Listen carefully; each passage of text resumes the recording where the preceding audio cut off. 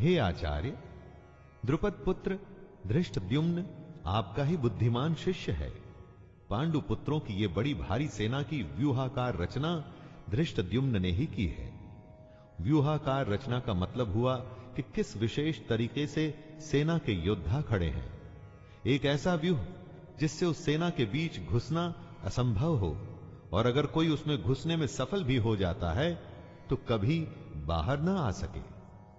दोस्तों, जब शत्रु या समस्या को हम देखते हैं तो वो हमें बहुत बड़ी और विकराल दिखाई देती है, और मन में यह डर भी रहता है कि कुछ कर गुजर के अगर हम इसमें घुस भी गए तो क्या होगा, क्या हम बाहर आ पाएंगे, क्या हम जीत पाएंगे।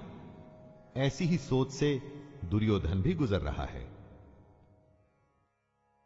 अपने सामने खड़ी सेना, उस सेना के योद्धाओं को जांचते और परखते हैं, वैसे ही दुर्योधन भी कर रहा है। दुर्योधन द्रोणाचार्य से कहता है, बड़े बड़े धनुषों वाले तथा युद्ध में भीम और अर्जुन के समान शूरवीर सात्यकी और विराट तथा महारथी राजा द्रुपद, धृष्टकेतु और चेकितान तथा बलवान काशीराज, पुरुजित, कुंती भोज और मनुष्यों में श्रेष्ठ शैब्य, पराक्रमी युधामन्यु तथा बलवान उत्तमौजा, सुभद्रा पुत्र अभिमन्यु एवं द्रौपदी के 5 पुत्र, ये सभी महारथी हैं। इससे हमें यह पता चलता है कि चाहे शत्रु हो या शत्रु के जैसी समस्या, उसके बारे में सब कुछ जानना चाहिए। दोस्तों, समस्या के हर पहलू से हमें वाकिफ होना चाहिए।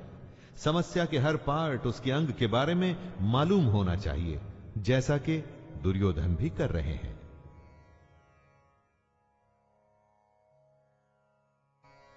अपने करीबी एकदम अपने अर्जुन के सामने खड़े थे, लेकिन शत्रु पक्ष में उन उपस्थित संपूर्ण बंधुओं को देखकर वे कुंती पुत्र अर्जुन अत्यंत करुणा से युक्त होकर शोक करते हुए श्री कृष्ण से कह रहे हैं।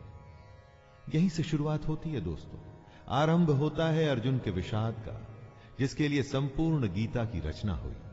कृष्ण को मार्गदर्शन के लिए एक ऐसी रचना करनी पड़ी जो हमेशा हमेशा के लिए हर किसी को सही राह पर चलने के लिए प्रेरित करती रही है और आगे भी प्रेरित करती रहेगी।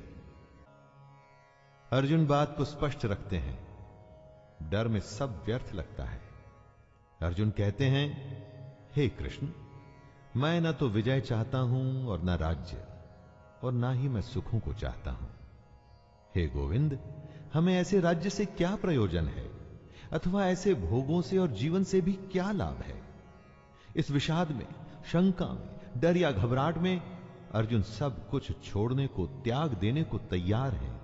धन दुनिया उन्हें कुछ भी नहीं चाहिए। वो ऐसे भयभीत और डर गए हैं कि दुनिया की हर खुशी को छोड़कर इस समय बस इस युद्ध से बचना चाहते हैं। इन्हीं लक्षणों को हमें भी पहचानना है, ताकि ऐसी अवस्था में हम भी वो करें जो कृष्ण बताएंगे।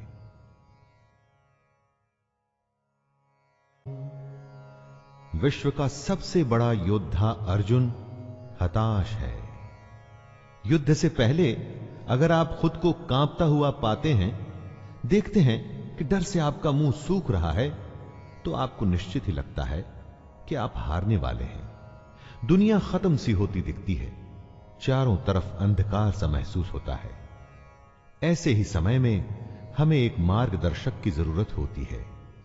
इसीलिए अर्जुन कहते हैं, हे केशव, मैं लक्षणों को भी विपरीत ही देख रहा हूं, तथा युद्ध में स्वजन समुदाय को मारकर कल्याण भी नहीं दिखता। यानी अपनों की जान लेके मुझे क्या फायदा होगा।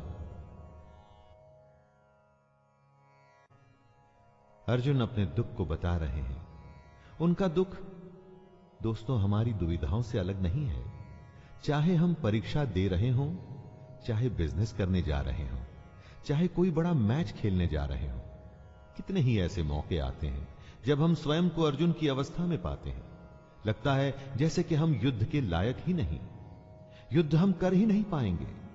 अर्जुन के हाथ से उनका गांडीव धनुष गिर रहा है और त्वचा भी बहुत जल रही है, तथा उनका मन भ्रमित सा हो रहा है। इसलिए वो खड़े रहने में भी समर्थ नहीं है।